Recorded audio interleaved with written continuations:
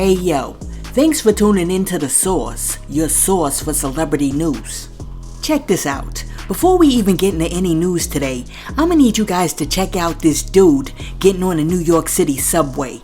Check this out. Nothing's equivalent. Nothing's equivalent. Nothing's equivalent. Nothing's equivalent to the New York state of mind. State of mind. State of mind. Your state of mind. Nothing's equivalent. Nothing's equivalent. Nothing's equivalent. Nothing's equivalent to the New York state of mind. Your state of mind. Your state of mind. Your state of mind. To the New York state of mind. State of mind.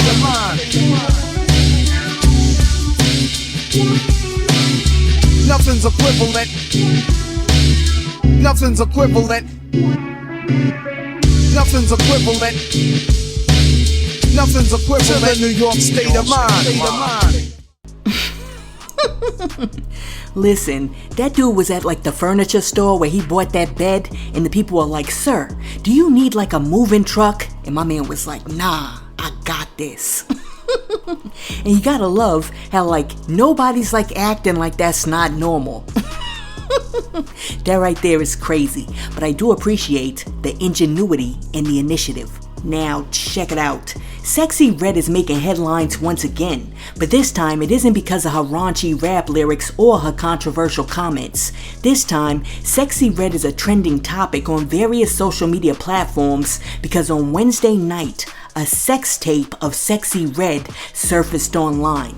The Kim Kardashian-esque sex tape was uploaded to Sexyy Redd's Instagram stories, which led many people to believe that she accidentally posted it herself. Now, shortly after the XXX video popped up online, the video was deleted, but not before sending shockwaves across social media. When talking about the sex tape, one person said, quote, "Sexyy Redd posted what on her story?" End quote. And then another person said, quote, "Sexyy Redd is reminding us that Jesus is coming back soon, cause who the F does this?" End quote. Okay, so after the video began to circulate online, Sexyy Redd jumped on X to address the situation, and she suggested that her account was hacked. Sexyy Redd said, "I'm so heartbroken. Anybody that knows me know I wouldn't do no goofy ish like that." End quote. I don't really think that Sexyy Redd would accidentally upload her own sex tape on the Instagram. I mean, how does that work? You're trying to upload a meme or two of some cute kittens and you accidentally grab the file from the coochie folder? Nope, can't see that happening. So it's more likely that she got hacked. But interestingly enough, Tasha K seems to think that somebody from Sexyy Redd's own team leaked the footage because the sex tape is on brand for her. Check out what Tasha K had to say. Definitely want to talk about Ugly Red. Okay. Unfortunately, hit the Lord Jesus, hit the throw up button if you saw that horrible ass disgusting sex tape. The only reason I saw it is because I opened up my DMs and it was right there. Yeah. I couldn't. It was just like, I was going. Me and my husband were going to spend some time last night, but I couldn't get that image out of my head. Once you plant a seed, it's there. It's horrible. Slim, did you see it? Yeah, I seen a little bit of it. Oh, Lord Jesus. I feel like she didn't leak it. I do feel like that.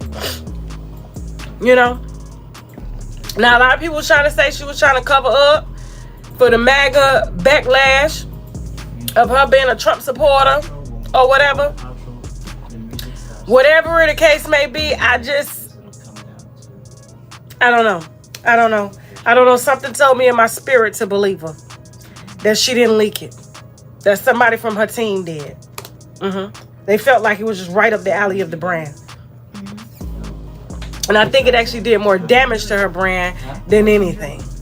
And it gives more validity to why rappers friend zone her. And why men don't come out here and claim her. Because she dry.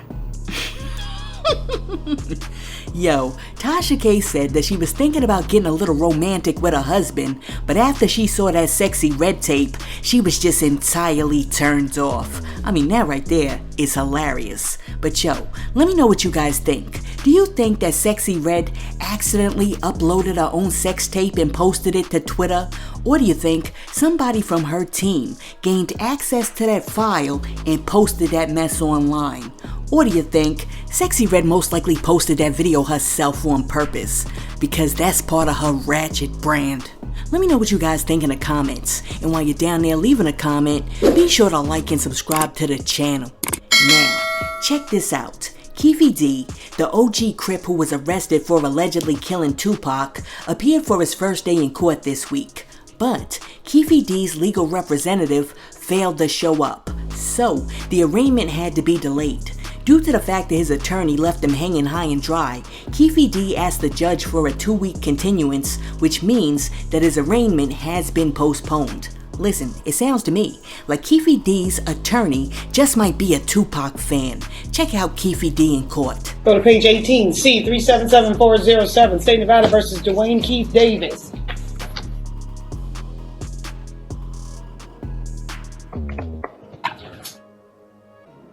May the record reflect that Mr. Davis is present in custody. Mr. DiGiacomo and Mr. Palal are here on behalf of the state. Mr. Davis, sir, have you retained counsel to represent you in this case? Yes, ma'am. Who have you retained? 84. Okay, and is that person going to be here today? No, he needs 2 weeks, he said, to be here. He needs He needs a continuance. 2 weeks. He said he needed 2 weeks to be here? Oh, yeah, he needed a continuance for 2 weeks. Okay, and what's his name again? Edie Fall. Edie Fall? Yeah. Okay. All right, we're going to continue this matter for 2 weeks on a Thursday. That date is? October 19th at 9 a.m. Okay, we'll be back on that date. Let me tell you something. I think that the only way that Keefe D is gonna get off is if Tupac comes back from the dead, goes and takes the bar exam, and represents Keefe D as his attorney himself. Aside from that, I just think Keefe D is done, even though Suge Knight implied that he didn't do it. Now, check this out. The other day, Rick Ross and Meek Mills appeared on Ebro's Apple Music One's Rap Life, and while they were on the show, they candidly discussed their struggles with substance abuse. Meek and Ross said that they were able to help each other overcome their addictions. However, during the discussion, Rick Ross also admitted that he didn't walk away from his drug use unscathed, because now he has to take medication twice a day due to the damage that the lean did to his body. Rick Ross said, quote, "So me drinking lean at a time, and now I'm taking medication 2 times a day because of this," end quote. Look, these rappers need to knock it off with the lean. Just drink some Sprite and suck on a few Jolly Ranchers if you're really pressed. Because what a lot of these young dudes don't really know is that if they keep drinking these narcotic concoctions, they're gonna end up with freaking rot gut. I mean, do you really know what some of the long-term side effects of the scissorp include? I mean, this stuff causes brain lesions, liver damage, respiratory failure, permanent psychosis, and epilepsy, just to name a few things. I mean, why would you put that into your body? Listen to me closely. Stop drinking that ish. Go get yourself like a juice from Smoothie King and call it a day. Listen, let me know what you think about Rick Ross saying that he has to take medication twice a day because he ruined his body by drinking a lean. Let me know what you think about that in the comments.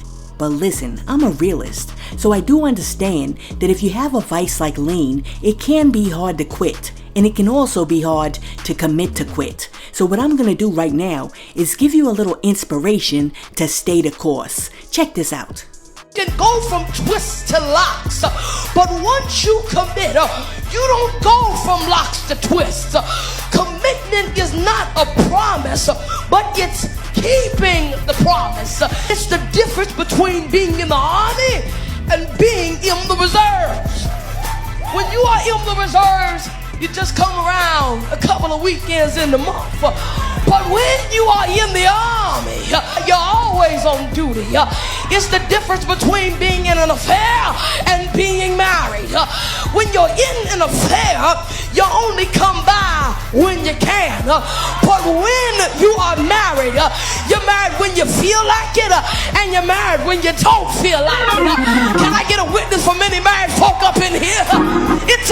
level of commitment. It's the difference between asking a chicken for eggs for breakfast and asking a pig for bacon. That chicken can lay eggs and keep on living its life, but in order for that pig to give you bacon, then that pig is gonna have to die. That's what Paul meant when he said, I'm crucified with Christ. Nevertheless I live, but it's no longer me, but it's Christ that lives in me. And the life that I now live, I live by the faith that's in your head. Listen, what does the Bible say? And the child shall lead them? I mean, sometimes you just gotta listen to the kids. Hey yo, thanks for tuning in to Celeb Source, your source for celebrity news. Be sure to like and subscribe to the channel. Peace.